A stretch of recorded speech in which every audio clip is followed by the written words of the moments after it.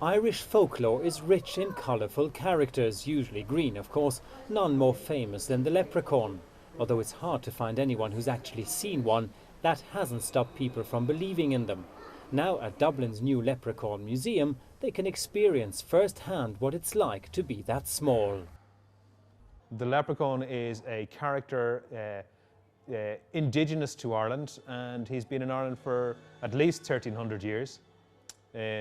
He's small of stature, speedy of foot, and a very wily character.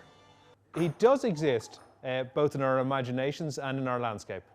And what's interesting is that the only time that people see leprechauns is when they're trying to grab their gold. So I think I would be getting testy and feisty if someone tried to grab my gold.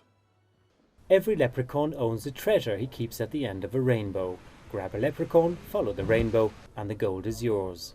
Usually leprechauns cheat their captors out of the bounty, and the pot of gold remains out of reach, which, from the museum's point of view, is just as well, as this exhibit is real gold bullion, €250,000 worth.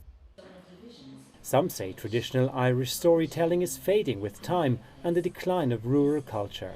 Part of the museum's mission is to remind visitors of the wealth of local mythology. Fairy culture was something that Irish people long ago were very afraid of and really believed in. They knew that there were certain sites around Ireland that had these spiritual powers, and they didn't understand them, so they didn't understand them fully, so they developed these stories around them. These young visitors haven't met any leprechauns firsthand, but they have a pretty good idea of who they are. They live at the end of the rainbow with a crock of gold. And they do wee jigs. They're like playing tricks and all. They are quite like us, but they're smaller.